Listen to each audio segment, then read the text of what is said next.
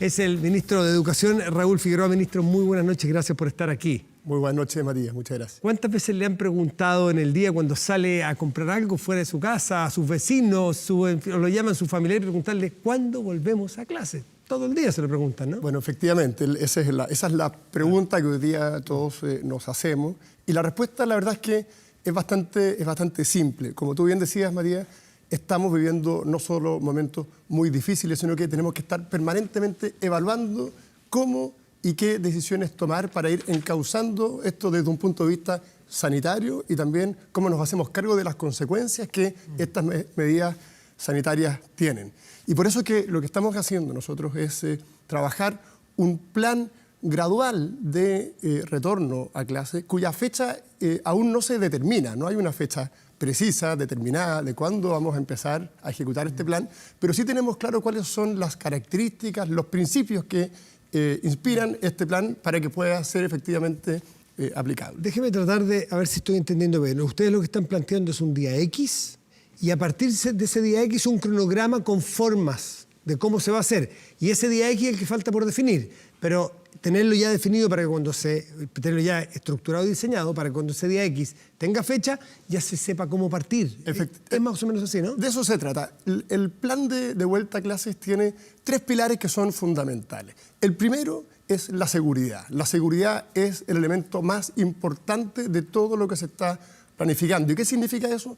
Que vamos a volver a clase, pero siempre velando por la seguridad, la salud de todos los chilenos y de toda la comunidad educativa. Y eso significa que para que se pueda empezar a volver a clase deben darse condiciones sanitarias a nivel país, de cómo se está manejando el coronavirus y también asegurar que en los establecimientos esas condiciones sean también factibles. Un segundo elemento que también es muy importante es la flexibilidad. Vamos a tener que ser muy flexibles, tanto en lo que pase en las escuelas como respecto de cómo los padres y apoderados se van a ir adecuando a este retorno. Y esa flexibilidad pasa primero por un tema de gradualidad. Esto no puede ser todo de una sola vez, sino que requiere cierto espacio de tiempo para ir adecuándose, para combinar los aspectos sanitarios con la posibilidad de volver a clase. Mucha flexibilidad también para los propios establecimientos educacionales, para que cada uno pueda buscar y adecuarse en su organización interna a que la medida sea efectivamente posible de aplicar. Y un tercer elemento que también es muy relevante es un elemento de equidad.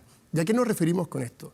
El retorno a clases es muy importante para muchas familias chilenas y para muchos niños y jóvenes que encuentran en la escuela un espacio protector que es fundamental, no solo desde el punto de vista de los aprendizajes, sino que además desde el punto de vista emocional y de los apoyos que en la escuela encuentra y que lamentablemente no siempre los tiene en su casa. Y por lo tanto, esos tres elementos, la seguridad, la flexibilidad y la equidad, son los que enmarcan el plan de retorno a clases, que, insisto, no tiene una fecha fijada, pero que obviamente va a depender de las condiciones sanitarias. ¿Qué esperan para fijar esa fecha? Porque estamos viendo que la curva, de alguna manera, estamos en esta meseta, ¿no es cierto?, que dicen los especialistas. Esto más que un pique, así como fue Italia, por ejemplo, esto va a parecerse más, hasta ahora, a una meseta, que es una guatita así más redonda.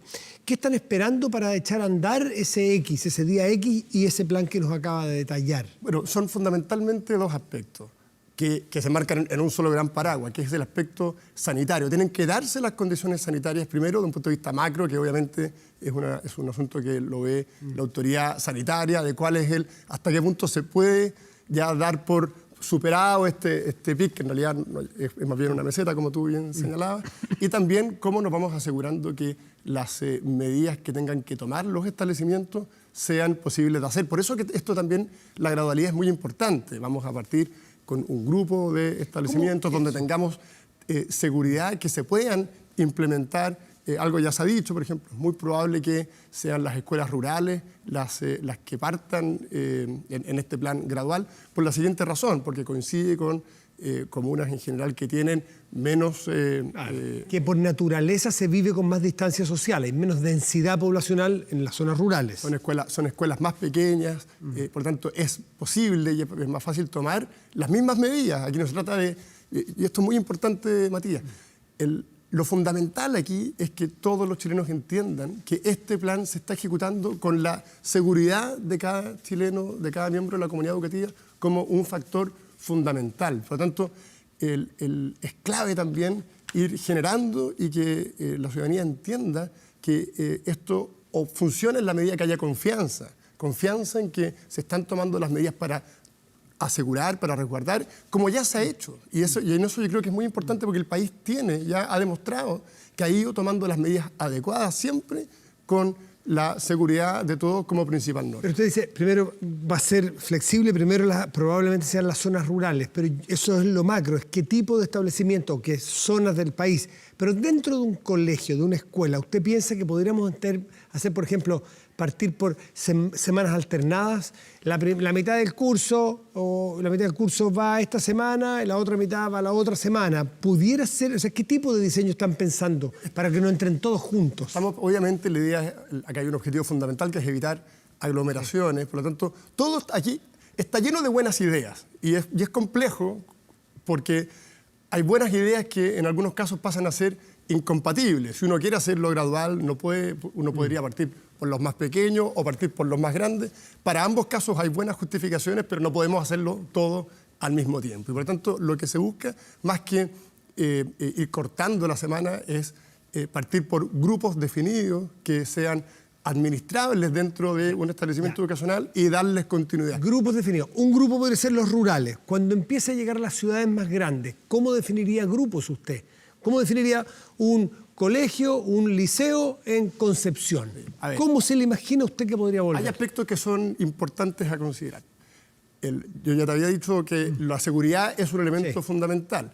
Y también la equidad, por lo tanto, los aspectos pedagógicos tienen que empezar a combinarse. Entonces, por ejemplo, sabemos que la educación a distancia es menos efectiva en algunos segmentos. Es menos efectiva en el mundo rural, por ejemplo, donde la conectividad a Internet es mucho más baja. Es menos efectiva en los niños, en los pequeños, en los niños más chicos, porque es muy difícil que un niño de primero básico, si no tiene un adulto al lado, permanentemente ayudándolo, aprenda, por ejemplo, a leer. Entonces, desde el punto de vista pedagógico, teniendo muy claro que la seguridad es lo fundamental, ir tomando medidas para identificar grupos que necesitan con mayor urgencia acercarse a la escuela. Y así suma y sigue. El mundo, por ejemplo, técnico-profesional. Sabemos que para los alumnos de los liceos técnico-profesionales el aprendizaje práctico es esencial. No lo pueden hoy día tener en sus hogares. Entonces, todos son factores que hay que ir combinando para que gradualmente, con mucha flexibilidad, con la seguridad siempre como norte, podamos ir tomando medidas que nos permitan que esta crisis sanitaria no se traduzca, además, en una crisis educativa, que sería un drama adicional. ¿Y qué le diría usted a los padres? Porque yo creo que uno conversa con personas, dicen, yo no sé, en un grupo de que me tocó estar a mí, si mañana te dijeran que vuelven tus hijos al colegio, ¿tú lo harías volver? Y un porcentaje importante de los que estaban presentes en esta reunión Zoom decían, no, yo no. Entonces yo creo que ahí va a ser un factor fundamental convencer a los padres de que tengan confianza en la autoridad sanitaria, fundamentalmente. Sí, aquí lo más importante, a ver, yo tengo 5 niños, por lo tanto entiendo perfectamente la preocupación de cada padre, cada madre respecto de retornar a clase y los efectos que eso puede tener. Aquí no se trata de imponer nada, sino que es muy importante que la ciudadanía entienda que acá se están tomando medidas como se han tomado, que son todas difíciles, pero que tienen la seguridad de cada familia como principal norte y por lo tanto que confíen, que no se están tomando medidas sin análisis, que las medidas que se están tomando están en un marco de cómo aseguramos esa seguridad y también que son necesarias de tomar, porque el espacio protector que le entrega la escuela es muy relevante y en ese sentido, con gradualidad, con flexibilidad, teniendo la salud como principal criterio, tenemos que ir avanzando, como lo están haciendo por lo demás el resto de los países del mundo. Hay algunos que sostienen que debiera definitivamente, escuchábamos conversaciones aquí, que suspender el semestre, definitivamente darlo por perdido, otros dicen el año, volvamos en marzo del 2021, bueno, ideas hay miles, ¿no es cierto? Y eso parece bien descabellado, perder años, como si perder años fuera gratis en la educación de una persona que está creciendo, ¿no? La educación, el aprendizaje y el desarrollo de un niño que está en etapa de aprender a leer y escribir no se puede congelar como uno puede congelar un año escolar. ¿Hay posibilidad de que hacia adelante, para poder congeniar rápido la educación presencial, ir alternando ya no grupos A y grupos B, sino que un poco presencial, un poco físico, un poco presencial para ir distanciando el aprendizaje? Sí, a ver, aquí lo primero, efectivamente, no se trata de simplemente llegar y decir perdamos el año. Yo creo que eso evidentemente le genera un impacto muy negativo a muchísimos chilenos. Recordemos que el año pasado ya perdimos en promedio 1 mes y medio de clase como consecuencia no de un virus, sino que de una paralización a la que llamó el Colegio de Profesores. Y quienes se vieron principalmente afectados por esa paralización fueron los más vulnerables. Y por lo tanto no podemos nosotros darle la espalda a niños y jóvenes que necesitan la educación para poder acceder a mejores oportunidades. En un año tan complejo, obviamente que lo que hemos ido aprendiendo en materia de educación a distancia, tenemos que aprovecharlo en lo que viene. Van a ver, yo creo que... Va a haber cambio, eso llegó para quedarse en educación en Chile. Sí, y es un gran complemento, y vamos a tener que, y seguimos trabajando. Mañana parte en propiedad, por ejemplo, el canal TV Educa Chile, un esfuerzo de todos los canales de televisión, con el Consejo Nacional de Televisión, para poder transmitir bloques educativos, contenido educativo. Entonces, y lo otro que estamos haciendo, Matías, es que precisamente cuando se vuelva a clase, cumpliendo todos estos requisitos, vamos a trabajar, ya lo tenemos en el fondo diseñado, en 3 fases que son muy importantes. Primero, un diagnóstico integral que permitirá a cada establecimiento identificar desde el punto de vista emocional y desde el nivel de aprendizaje cómo se encuentran sus alumnos. Segundo, una nivelación. Y tercero, una adecuación curricular. Este año el currículum no va a ser el mismo currículum al cual estábamos acostumbrados. Es un currículum priorizado a áreas fundamentales para que efectivamente, dentro de todo el marco de lo difícil que tenemos, se pueda llevar... Pero de eso, si nos está escuchando un experto, podría preguntarle, ¿y eso acaso también nos llegó para quedarse, así como la educación online, ya que nos pidió sorpresa y hemos tenido que, dentro de lo que uno puede estar preparado como sociedad, usarlo? Muchos venían diciendo también que los currículums de los escolares en Chile era demasiado amplio, demasiado cargado, horas hasta las 5 de la tarde, los niños chicos. A lo mejor también hay que replantearse el tema de contenidos y aprovechar esta crisis para eso. ¿Lo ha visto? A ver, lo que estamos haciendo nosotros este año es concentrarnos en cómo, en un año tan complejo, tan difícil, podemos asegurar que aquellos aspectos fundamentales del currículum estén presentes este año y el próximo. Esto es un trabajo que va a ser inevitablemente entre este año y el próximo año. La discusión mayor de cuál es la característica que debe tener el currículum siempre está presente. Siempre es complejo cuando se habla de currículum porque la gente quiere eliminar contenidos, pero asegurarse que su contenido favorito sí va a estar. Claro. Y por lo tanto, es una cuestión más compleja. Lo importante es que este año todos los esfuerzos se están haciendo para que, con todas las dificultades, el año no se pierda. Ministro, ¿usted estima que los colegios o el sector de educación en Chile, en sus distintos niveles, estaba preparado para la educación online? ¿Estaba preparado? Nadie estaba realmente preparado para lo que estamos viviendo. A diferencia del mundo de la educación superior, donde sí había una preparación mayor, en el mundo escolar, la clase presencial, además es muy difícil de suplir. Yo insisto en el ejemplo, en niños pequeños de la básica, que no tienen la autonomía suficiente, que están desarrollando esa autonomía, que necesitan de un profesor que los guíe, hacerlo a distancia es muy complejo, además con una serie de otras deficiencias que existen. El presidente dijo el otro día que la vuelta que iba a ser mañana, porque hoy terminaban las vacaciones de invierno para los colegios, va a ser para mayo. ¿Es mayo? ¿No se sabe cuánto de mayo? ¿O es a lo mejor mayo, a lo mejor junio? Insisto, la fecha no está fijada. ¿Tampoco mayo? No está fijada. Pues, en la medida que se den las condiciones sanitarias, vamos a poder iniciar este plan de retorno. El presidente señaló que durante mayo lo íbamos a empezar a desarrollar. Si se dan las condiciones sanitarias, puede ser en mayo.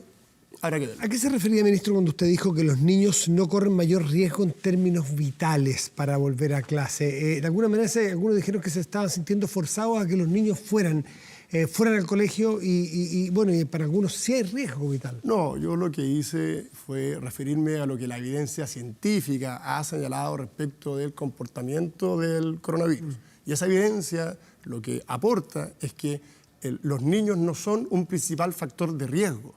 Obviamente se contagian y sabemos que pueden contagiar a otros, pero lo que hice fue referirme a esa evidencia que por lo demás es la que está disponible. El Colegio de Profesores en este momento es un aliado, ya lo mencionó usted recién, es un aliado en este momento para ir estudiando y planificando el regreso a clases, a su juicio. ¿Cómo lo ha visto? ¿Ha conversado con ellos? Yo converso mucho con el presidente del Colegio de Profesores. Tuvimos además el jueves o el miércoles de la semana pasada una reunión con toda su directiva, la hemos tenido antes también. Yo creo que el Colegio de Profesores tiene una enorme oportunidad de salir de la trinchera en la que habitualmente estamos acostumbrados a verlo y pasar a un espacio de colaboración.